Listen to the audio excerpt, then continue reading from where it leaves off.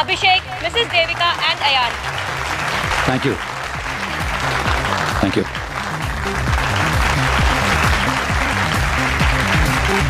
Thank you so much.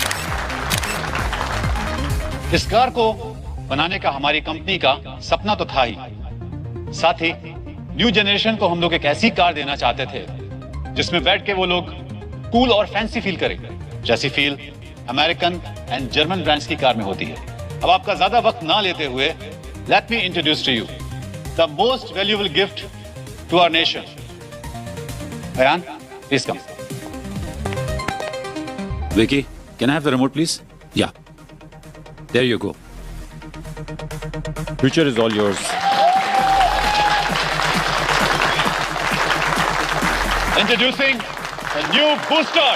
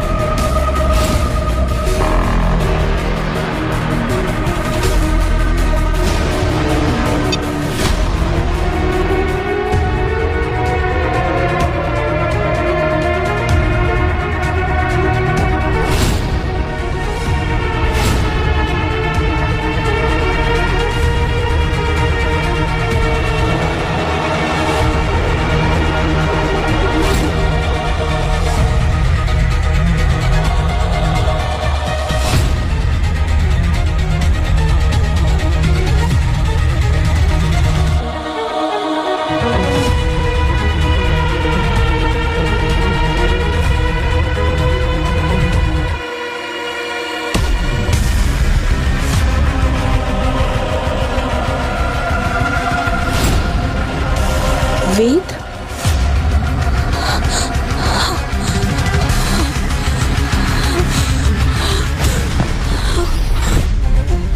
Devika,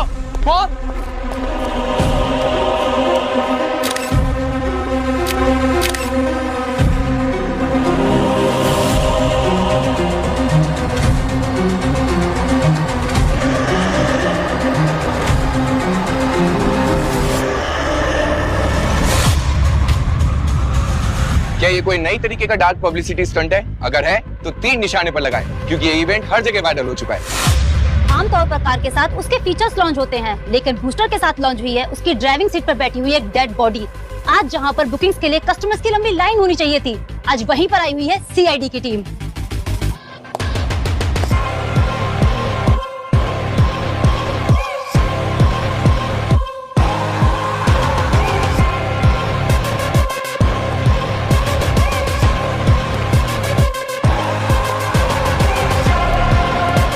sir, Devika को होश आ गया है।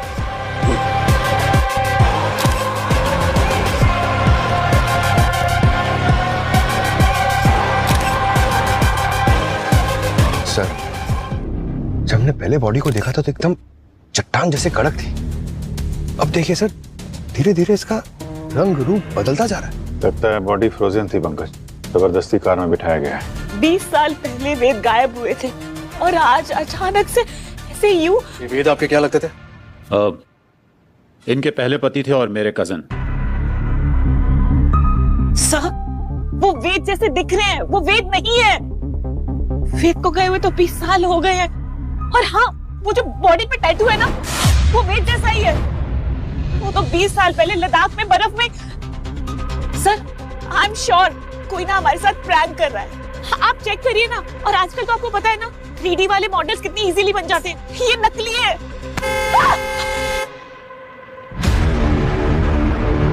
सर, बॉडी काफी तेजी से डिकम्पोज हो रही है। इसके पहले कि हमारे यहाँ सिर्फ हड्डियां ही बचे, बॉडी को फटाफट फोरेंसिक लैब भेजने का इंतजाम करो।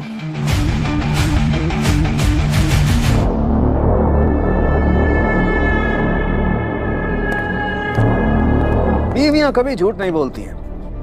इस आदमी को मरे हुए लगभग 20 साल हो गए।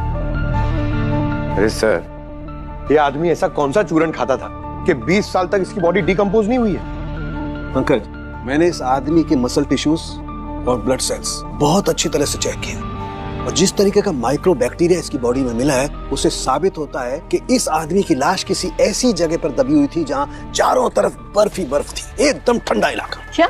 हाँ, ऑलमोस्ट -20 डिग्री टेम्परेचर। और इतना कम टेम्परेचर इंडिया में सिर्फ हिमालय के हाई एल्टीट्यूड एरिया में मिलता है और कहीं नहीं। लेकिन अगर 20 साल से किसी मरे हुए इंसान की लाश कहीं दूर पहाड़ों में दबी हुई थी तो फिर ये अचानक मुंबई कैसे आ गई? अरे ऐसा कौन सा स्पीड पोस्ट है कि लाश वहां पहाड़ों से या मुंबई एक कार की सीट में आ गई? पंकज, अभी लाश स्पीड पोस्ट से आई है या टाइम ट्रेवल करके आई है ये पता लगाना तुम लोगों का काम है ना। हाँ, लेकिन मैं तुम्हें ये बता सकता हूँ कि ये लाश कब बाहर आई है। सर तो पूरी बात बताइए ना, आप ऐसे किस्तों में क्यों बोल रहे हैं? ये लाश 12 से 13 घंटे पहले बाहर आई है। क्या? हाँ, सिर्फ 12 से 13 घंटे पहले? बिल्कुल। जिस तरीके से इसके मसल टिश्यूज टूट टूट करके गिर रहे हैं और जिस तरीके से इसका स्किन का कलर बदलता जा रहा है उससे बात साफ पता चलती है कि किसी लो टेम्परेचर से इस लाश को बाहर आने में सिर्फ 12 से 13 घंटे लगे, बस। सब वेद को ना पैराग्लाइडिंग का बहुत शौक था, इसीलिए ही वो लद्दाख जाते थे। वहां पर कोई कंपनी थी जो पैराग्लाइडिंग करवाती थी। बस वहीं पर पैराग्लाइडिंग करते टाइम जब लैंड कर रहे थे तो एवलांच हो गया और वेद बर्फ में फंस गए। उसके बाद वेद कभी मिले ही नहीं हमें। वो कंपनी कौन सी थी जो ये पैराग्लाइडिंग वगैरह करा रही थी? 20 साल पुरानी बात है, नाम तो याद नहीं है। और वैसे भी वेद भाई साहब अपनी सारी बुकिंग्स खुद करते थे। तो बुकिंग की डेट तो याद होगी ना आपको? हाँ सर, वो मैं कैसे भूल सकती हूँ। 3 सितंबर 2004। तुम्हें फाइंड इट। क्या 2004 में? अब मैडम इतनी पुरानी बात कौन ही याद रखेगा।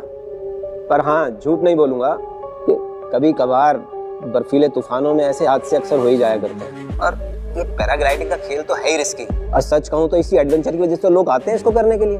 पर हम अपनी सेफ्टी में कोई कसर नहीं छोड़ते हैं, पूरा ध्यान रखते हैं सेफ्टी का। तो मैं आपकी कंपनी के बारे में कहाँ कुछ बोल रही हूँ रवि जी। मैंने वेद की जो डिटेल्स दी है आपको, आप बस वो चेक करके बता दो कि वो 20 साल पहले आपके यहाँ आए थे कि नहीं। रिकॉर्ड्स तो होंगे ना आपके पास? आप मुझे थोड़ा वक्त दीजिए, मैं सब कुछ चेक करके आपको कॉल बैक करता हूँ। थोड़ा अर्जेंट है। जी मैडम। सर ये पिछली रात का फुटेज है। यहाँ पोडियम पर गाड़ी खड़ी है और सर इस वक्त गाड़ी के अंदर कोई भी नहीं बैठा। फिर इस कार को कवर कर दिया जाता है।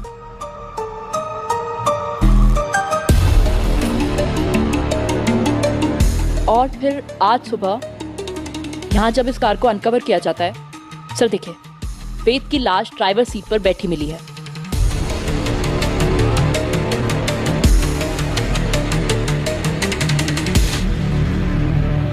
सर सब कुछ तो हमारी आंखों के सामने है, फिर लाश गाड़ी में आई कहाँ से? अपने ये सीसीटीवी के साथ किसी ने छेड़खानी तो नहीं की? लगता तो नहीं है सर। हेलो जी मैडम। मैडम मैंने चेक किया, वो वेद उस दिन आया था हमारे कैंप में। 3 सितंबर को ही आया था 2004 में। लेकिन वो उस दिन पैराग्लाइडिंग वाले टाइम वो तूफान में गुम हो गया था और उसको ढूंढने के लिए सर्च ऑपरेशन भी चला 2.5-3 हफ्ते तक। लेकिन वो बेचारा अब तक मिला ही नहीं है, पता नहीं कब मिलेगा। बेचारा मिल गया है आज ही। हाँ? मिल गया? कहाँ से मिला? मुंबई में। मुंबई में? So for now it's confirmed कि 20 साल पहले वेद लद्दाख के एक एवलांच में कहीं गायब हो गया। फिर 20 साल बाद वो यहाँ मुंबई के शोरूम में कैसे पहुंच गया, वो भी एक लाश बनकर। चलो लेट्स अज्यूम फॉर नाउ कि ये लाश हमसे कुछ कहना चाह रही है, लेकिन ये लाश खुद चलकर तो नहीं आई होगी ना, यहाँ पर किसी ने तो किया होगा।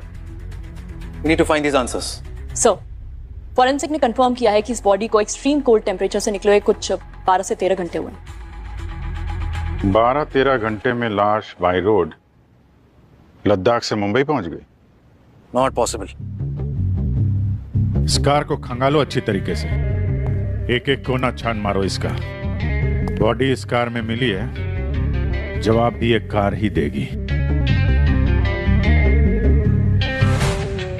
यार बहुत बुरी किस्मत है इस गाड़ी की तो। इसका बर्थडे मनाया नहीं कि डेथ सर्टिफिकेट जारी हो गया इसका।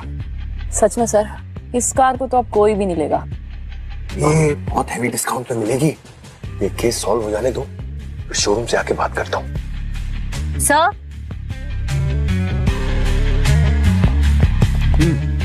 सर यहाँ से बहुत अजीब स्मेल आ रही है। हाँ सर, कोई केमिकल जैसी स्मेल है। कार तो एकदम ब्रांड न्यू है, तो किसी भी तरह का केमिकल का स्मेल तो नहीं आना चाहिए। हो सकता है बॉडी को डिक्की में रख के छुपाया हो।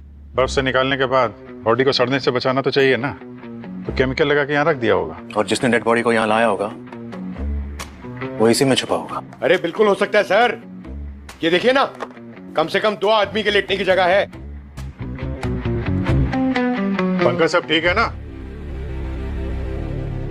ठीक ही है सर।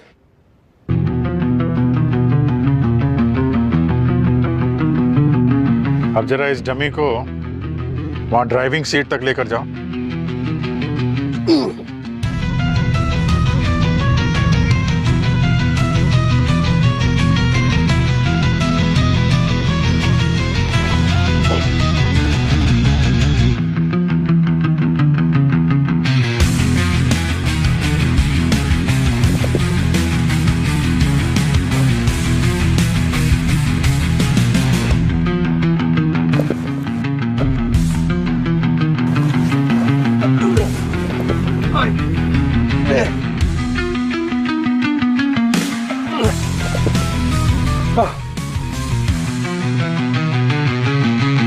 हालत खराब हो गई सर, ये तो कोई तगड़ा आदमी कर सकता है सर, मेरी तरह। अगर इतना मुश्किल काम था तो जरूर सर ये किसी आदमी का है।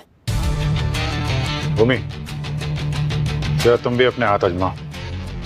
हो जाएगा सर।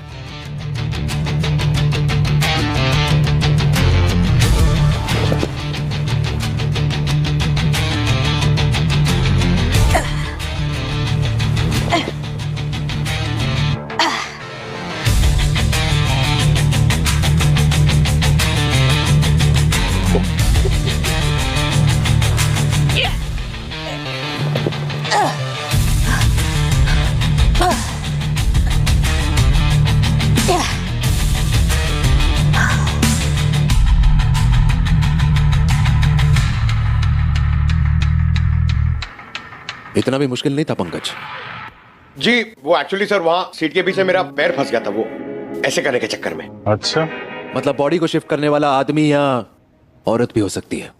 और वो जो कोई भी है उसको यहाँ के सीसीटीवी कैमरे की पोजीशन के बारे में पता है, इसलिए बगैर कैमरे में आए इस काम को अंजाम दे दिया। तो मतलब कोई घर का ही मेंबर होगा। ठीक है, तो फिर उनकी शोक सभा में शामिल होके आते हैं हम लोग। ये कह रहे हैं कि वेद की शोक सभा रखो।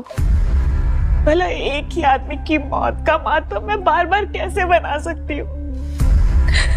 बहुत मुश्किल से ट्रॉमा को भूलकर बाहर आई थी और फिर वही सब करूं। और अयान कहाँ था तब? जब वेद लापता हुए तो अयान मेरे पेट में था। मैंने उसे कैसे पैदा किया है, कैसे पाला है ना, ये मैं ही जानती हूँ। और आज वही बच्चा मुझे गालियां दे रहा है। गाली नहीं दे रहा मैं, पर हाँ गुस्सा हूँ, बहुत गुस्सा हूँ। और क्यों ना हूँ गुस्सा, जिनके पीछे अपनी पूरी लाइफ डैडी डैडी करके घूमता रहा, आज पता चल रहा है कि वो मेरे डैडी है ही नहीं। अरे बच्चा नहीं हूं मैं, पहले क्यों नहीं बताया कि मेरे डैडी कोई और थे? कैसे बताता उसे? आजकल के बच्चे एक दिन में तो डिप्रेशन में चले जाते हैं। और फिर देविका को भी संभालना था। सुसाइड करने की बात कर रही थी वो।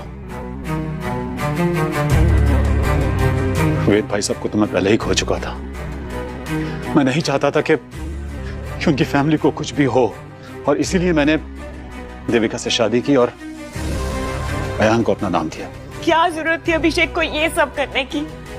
पर उसने ये सब किया, वरना वेद की बहन नैना हमें सड़क पर लाने का पूरा इंतजाम कर चुकी थी।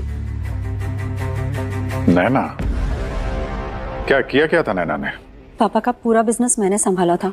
उस वेद को तो दुनिया घूमने से फुर्सत नहीं थी। जब सारी मेहनत मेरी थी तो क्या हुआ, कंपनी से मैंने अपना स्टेक बढ़ाने की डिमांड कर ली। लोग इसे लालच बोलते हैं, लेकिन मैं इसे अपना हक बोलती हूँ। जिसे आप अपना हक कह रही हैं, देविका की नजरों में वो हड़पना है। इसे कैसे बोल सकती है वो? शर्म नहीं आई उसे ये कहते हुए? जिस शोरूम में खड़े रह के उसने वो कार लॉन्च की थी, वो शोरूम मेरे पैसे से चलता है।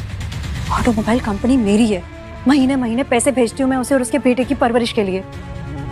वो तो कह रही थी कि अभिषेक उन सबको संभालता है। अभिषेक संभालता है? क्या संभाला उसने?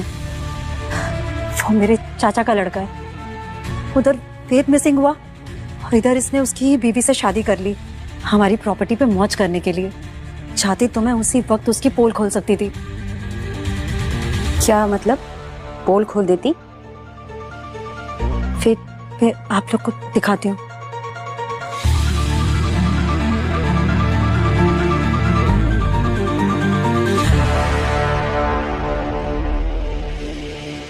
ये देख जैसा, देविका से शादी करने से पहले अभिषेक ने किसी श्वेता नाम की लड़की से भी कोर्ट में शादी की थी।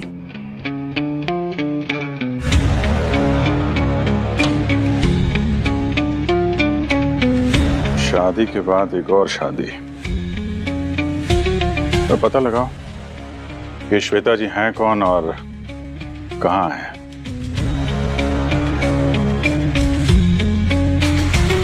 पांच मिनट के लिए देखने दीजिए ना, वो हमारे फैमिली मेंबर थे। सर आप प्लीज समझने की कोशिश कर दीजिए, हम ऐसे किसी को भी अंदर जाने नहीं दे सकते हैं। मैडम सर आप लोग जाइए प्लीज, बिना परमिशन के आप अंदर नहीं जा सकते। क्या बात है? मैम, वेद मेरे हस्बैंड थे और आयान उन्हीं का बेटा है। आज तक हमने आयान को ये नहीं बताया कि वेद उसके पापा थे। प्लीज आखिरी बार मेरे बेटे को उसके पापा की शक्ल देखने दीजिए ना। ये फॉरेंसिक लैब है, यहाँ बहुत सारे कॉन्टामिनेशन होते हैं और बॉडी के कांटेक्ट में आने से पहले बहुत सारे प्रिपरेशन करने पड़ते हैं। आप लोग जाइए, पहले परमिशन लेकर आइए, उसके बाद ही मैं आपको अंदर अलाउ कर सकती हूँ। ठीक है, हम लोग परमिशन लेकर आते हैं। आओ बेटा। Thank you.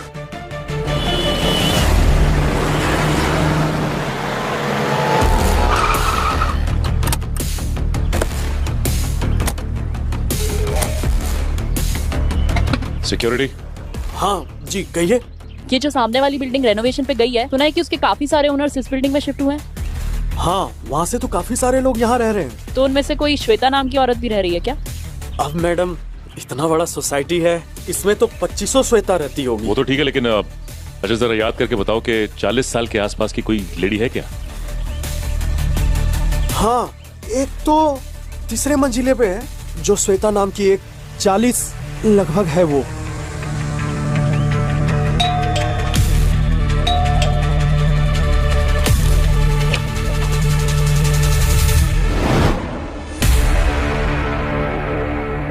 श्वेता जी।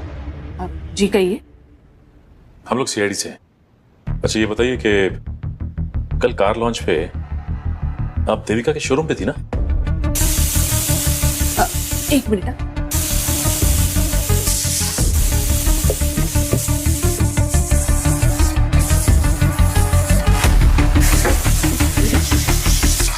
लगता है दाल गल गई। आपने हमारी बात का जवाब नहीं दिया। हाँ मैं गई थी, मेरा बेटा वहाँ फ्लोर मैनेजर है। और आपके हस्बैंड कहाँ है? ये आप सब मुझसे क्यों पूछ रहे हो? सवाल तो बनता है ना, जब एक ही आदमी ने दो शादियां की। आपका मैरिज सर्टिफिकेट।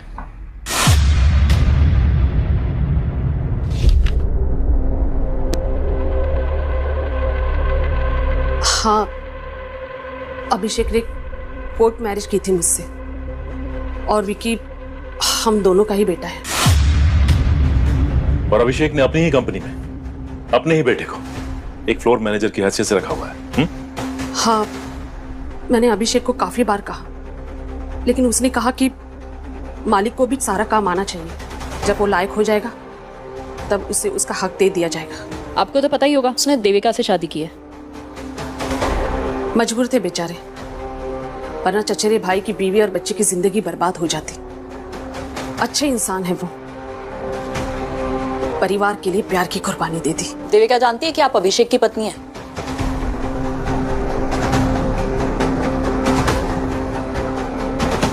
अच्छा ये विकी अभी कहाँ है? मुझे नहीं पता, कल से वो घर नहीं आया। मुझे थोड़ी ना वो बता कर जाता है। एनीवे, फिलहाल हम चलते हैं।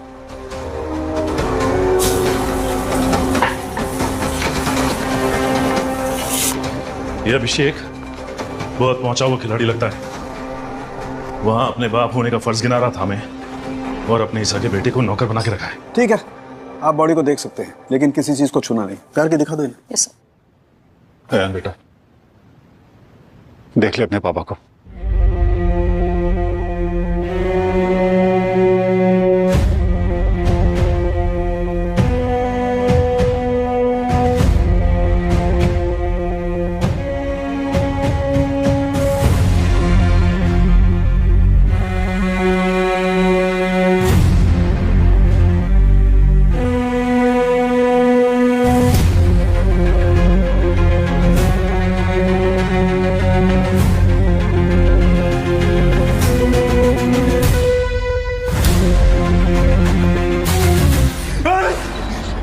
अयान बेटा, संभाल मैं आपको।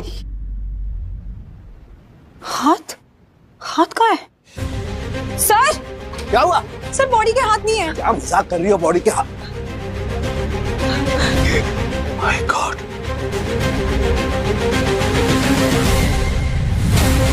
दोनों हाथ कटे हुए। अरे गार्गी, इसके दोनों हाथ किसने काटे? फॉरेंसिक लैब से कौन चोरी करके ले गया हाथ? आपको थोड़ा भी रियलाइजेशन है इस बात का? ये बात सुनने में कैसा लग रहा है कि सीआईडी के फॉरेंसिक लैब में से कोई डेड बॉडी का हाथ काट कर ले गया? ये बात अगर सीआईडी ऑफिस के बाहर लीक हो गई ना, तो सीआईडी की रेपुटेशन की धज्जियां उड़ जाएगी। I am sorry sir. You sorry? Yes sir, I am really very sorry. मैं जानता हूं हमसे बहुत बड़ी गलती हुई है, लेकिन सर अगर हम इस गलती में एक अपॉर्चुनिटी तलाश कर ले तो। क्या मतलब? मतलब ये सर कि अगर हम ये पता लगा लें कि ये कटे हुए हाथ दरअसल किसके काम आ सकते हैं, तो सर शायद हम इस केस को और ज्यादा जल्दी से सॉल्व कर सकते हैं। I think is right. अब चोरी हो ही गई है तो हमें इसका फायदा उठाना चाहिए। Yes sir. Super, mind blowing. नहीं, गुड गोइंग। Very good. कल स्टाफ के अलावा फॉरेंसिक लैब में और कौन कौन आया था? कोई भी नहीं सर। मैं तो आईडी कार्ड और रजिस्टर में एंट्री के बिना किसी को यहाँ पे झांकने तक नहीं देती। बड़ी बड़ी बातें मत कीजिए, कोई तो आया था यहाँ पे। रजिस्टर दिखाओ। जी sir. Shield and shine company, ये दो लोग कौन है? सर ये तो सैनिटाइजेशन वाले हैं, ये रेगुलर आते रहते हैं यहाँ पे। हाँ सर, वो 2 हफ्ते में एक बार विजिट करते हैं। फॉरेंसिक लैब है तो सैनिटाइजेशन की जरूरत पड़ती रहती है, उनसे टाई अप है सर हमारा। शील्ड एंड शाइन कंपनी, पता लगाओ किन दो लोगों को भेजा था उन लोगों ने यहाँ पे।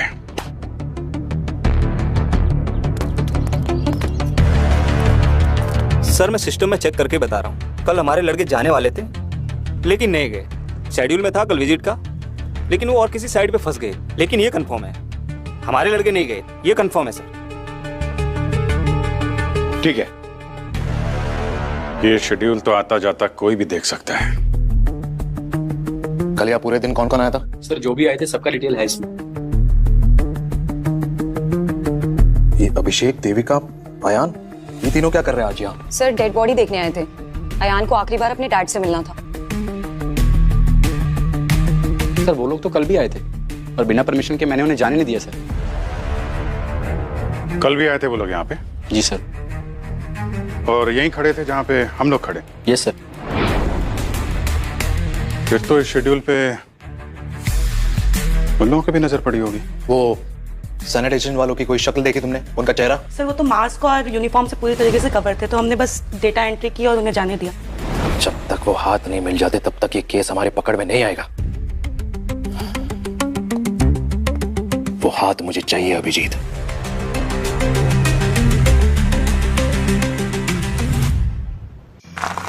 हाँ सर ये तो है, लेकिन ये 3 से 5 का समय ना बड़ा अजीब सा होता है। हाँ, हम लोग सोते हैं, क्रिमिनल जग जाते हैं। ये तो है।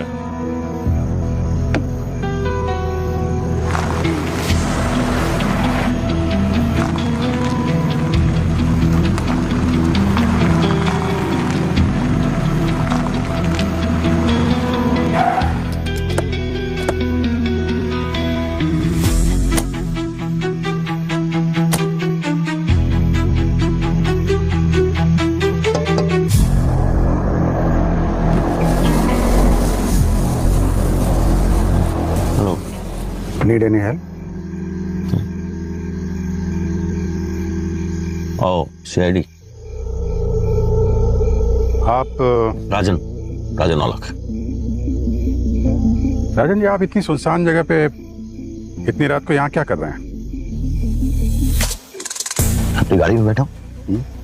नहीं, मेरा मतलब सॉरी, आप सीआईडी से हैं तो आपको तो बता ही सकता हूँ। क्या ना सर कि मैं वो रेडसन को लेके थोड़ी सी मेरी नींद उड़ गई, तो मैंने सोचा कि थोड़ा गाड़ी में। रेडसन? आप लोगों ने सुना नहीं रेडसन के बारे में? अफ्रीका का सबसे बेशकीमती हीरा यहीं अपने बॉम्बे में म्यूजियम में है। आपको जाना चाहिए, देखना पूरे परिवार के साथ, बहुत अच्छा है। हो जाएंगे हम लोग, बाद में देखेंगे। अभी आप जरा थोड़ा डिक्की खोल दीजिए। Dicky sir? कुछ नहीं डिक्की में। देख लेते हैं।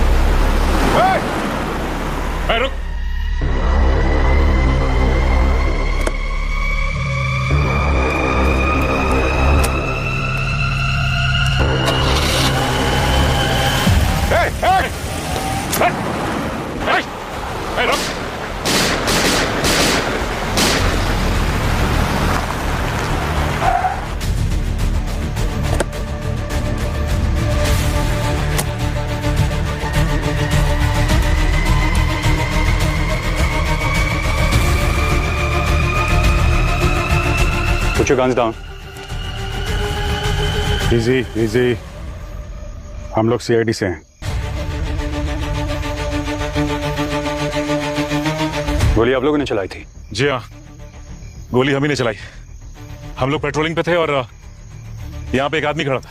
हमको शक हुआ और उससे डिक्की खोल के दिखाने के लिए कहा, लेकिन मौका मिलते ही भाग गया। दिखने में कैसा था? अच्छी हाइट थी, लंबा चौड़ा था, वेल बिल्ट। राजन नाम बताया था उसने। राजन? कब से पीछा कर रहा हूं उसका। He is the most wanted jewel thief. वो और उसका partner Rehan Roy red sun को चुराने की फिराक में है।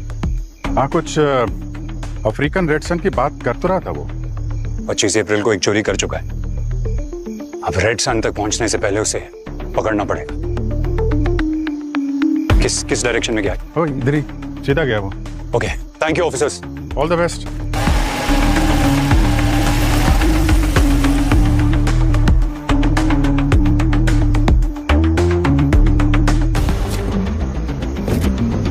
ओह माय गॉड, हाथ?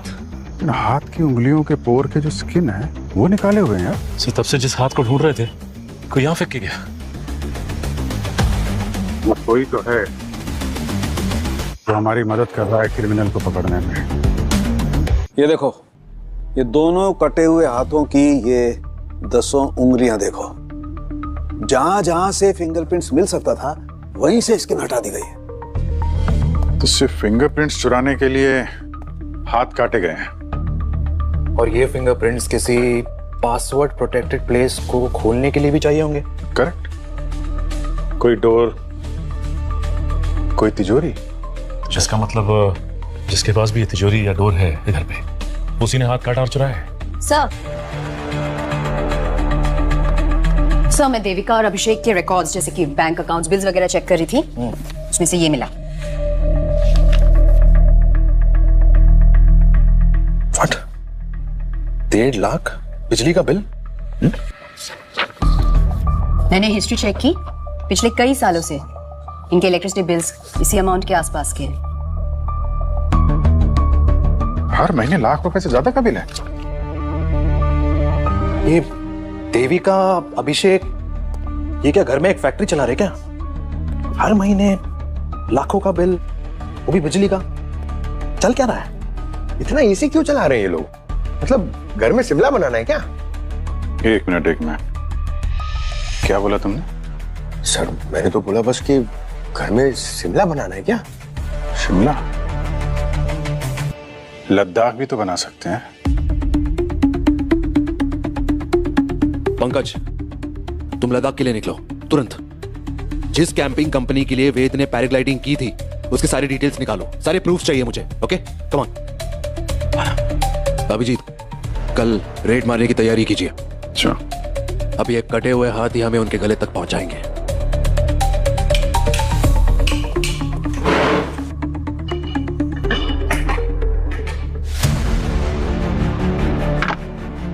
ये आप क्या कर रहे हैं? क्यों कर रहे हैं सब?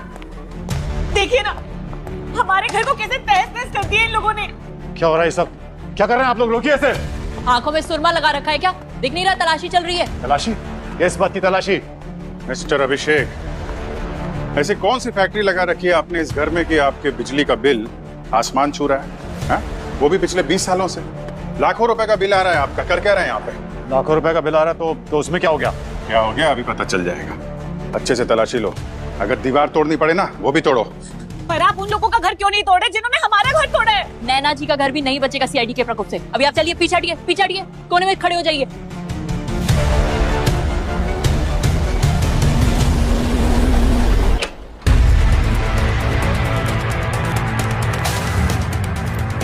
ये रहा सर्च वारंट नैना जी, ध्यान से पढ़िए इसे, फिर बाद में मत कहिएगा कि सीआईडी ने मेरा घर उलट पुलट कर दिया।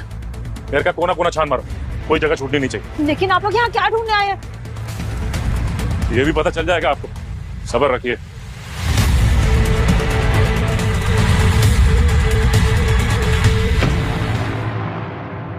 सर, मैंने तो मैडम को फोन पर सब बता दिया था, कैसे वो वेद बर्फीले तूफान में गुम हो गया था। मेरे पास कुछ न्यूज़पेपर कटिंग्स भी है उस दिन की। ये देखिए, जिस दिन एक्सीडेंट हुआ। ये सब ठीक है। आप लोग यहाँ पे ग्रुप की फोटोज लेते हैं ना कैंप में? हाँ सर, लेते। तो वेद की 3 सितंबर 2004 की ग्रुप फोटो दिखाइए। सर, अब इतना पुराना 20 साल पुराना कहाँ से मिलेगा सर? है सर, पुराने एल्बम में मिल जाएगी। चुप कर, मुझे कुछ पता भी है सर, इसे कुछ नहीं पता। 1 मिनट, फोटो लेके आओ। जी सर, ये रही सर। इसमें वेद कौन है बताओ? ये बेवकूफ बना रहा है। वेद कैसे दिखता है मैं जानता हूं। सही सही बता क्या चक्कर है, वरना तुझे यहीं पर ठोकूंगा। नहीं सर, मैं सब सच बताता हूँ।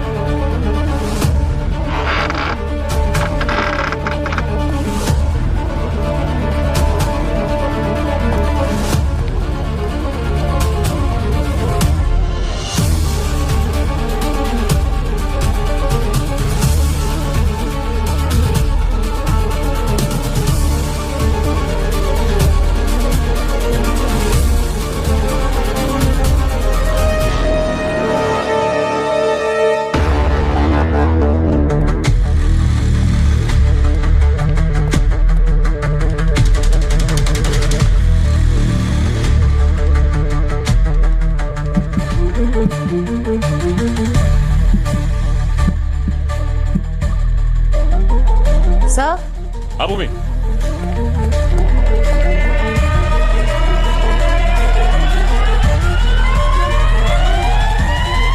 डेफिनेटली यहाँ कुछ है।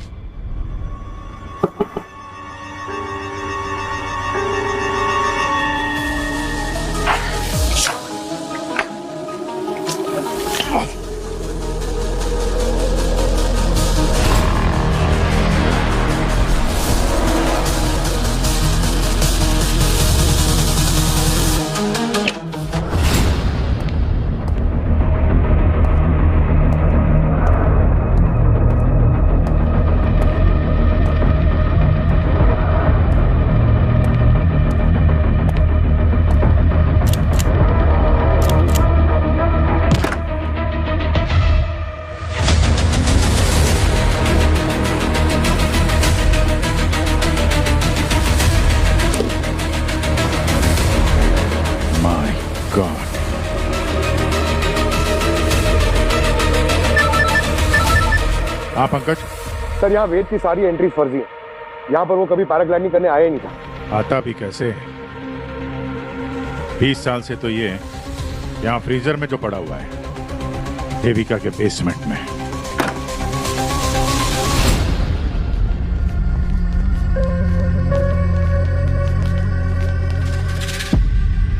क्या बात है? बेसमेंट के अंदर अच्छा खासा लॉकर बना हुआ है। नैना जी, आप इस डिजिटल लॉकर का पासवर्ड देंगी या फिर इसके लिए भी हमें ही काम करना पड़ेगा?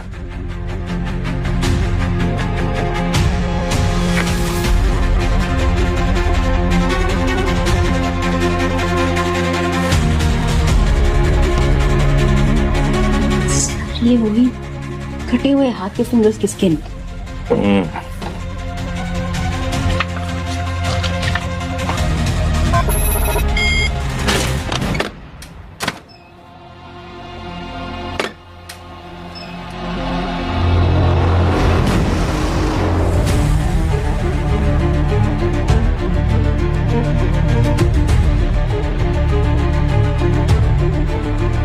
इतना सारा सोना? इतना सोना कहाँ से है इनके पास? ये तो अब नैना जी बताएंगी गिरो चलकर। वैसे भी इनकी फैमिली का गेट टुगेदर जो रखा है वहां पे। लेकिन इतना सारा सोना आया कहाँ से आपके पास? पापा अपनी सारी ब्लैक मनी को गोल्ड में कन्वर्ट करके वेद के नाम छोड़ गए थे। वेद के गायब होने के बाद मैंने बहुत कोशिश करी उस डिजिटल सेफ को खोलने की, लेकिन वो सिर्फ वेद के फिंगरप्रिंट से ही खुल सकती थी। और जब उस दिन वेद की लाश को शोरूम में देखा तो मुझे मौका नजर आया। हाथ काटने किसको भेजा था? सैनिटाइजर कंपनी के वर्कर को। ऐसे कैसे? हमने तो उनसे पूछा था, उन्होंने तो साफ मना कर दिया था। झूठ बोला उन्होंने। मैं उस कंपनी में 80% की शेयर होल्डर हूँ, बेसिकली ओनर। वो मेरी बात टाल ही नहीं सकते। पैसे की लालच आदमी को कितना गिरा देती है। रिश्ते नातों की कोई अहमियत नहीं है तुम्हारे लिए। और आप दोनों को तो इनकी तरह सोना भी नहीं मिलने वाला था, ना पैसा। तो वेद को मारने की वजह? प्यार जो मुझे चाहिए था। वेद से मेरी शादी तो हो गई थी, तो मुझे प्यार नहीं मिला था। शादी के 1 साल बाद मेरी मुलाकात अभिषेक से हुई।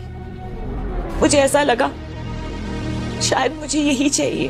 प्यार तो मुझे भी हो गया था देविका से, लेकिन एक बात की सिक्योरिटी थी कि अगर मैं देविका से शादी कर लेता हूं तो जो भी दौलत इसे मिलने वाली है मैं भी उसका मालिक बन जाऊंगा।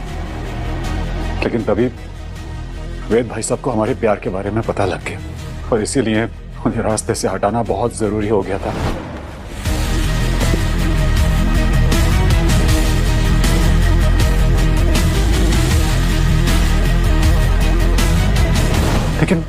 लेकिन उन्हें मारने के बाद हमें पता लगा कि एक पुश्तैनी तिजोरी है और उसे पाने के लिए हमें वेद भाई साहब की लाश को संभाल के रखना पड़ेगा, क्योंकि उनकी लाश इस तिजोरी की चाबी है। बहुत लंबा इंतजार किया आप लोगों ने, 20 साल। फिर तुम लोगों को एक कहानी की जरूरत थी कि वेद पैराग्लाइडिंग करते हुए मारा गया, है ना? हाँ। लद्दाख की उस कैंपिंग कंपनी के मालिक को मैंने 10 लाख रुपए पे किए ताकि वो झूठी खबर फैला सके। हाँ, इतने सालों तक हमने उस लाश को छुपा के रखा, पर पता नहीं उस दिन शोरूम में वो लाश कैसे आ गई। उसे अयान लेकर आया था।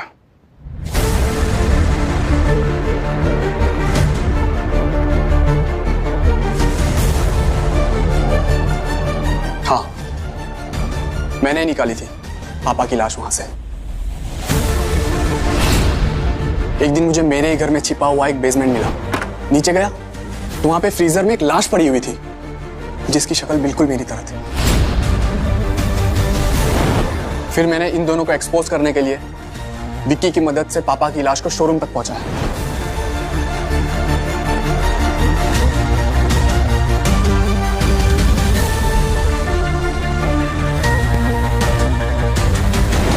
तुमने जो किया वो ठीक किया यान, लेकिन तरीका गलत था।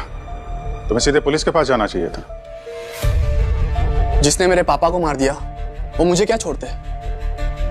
अपनी पावर का गलत इस्तेमाल करके मुझे भी मरवा देते ये लोग। और मुझे पता था अगर सीआईडी इस केस में इन्वॉल्व हो गई तो ये दोनों बिल्कुल नहीं बच पाएंगे।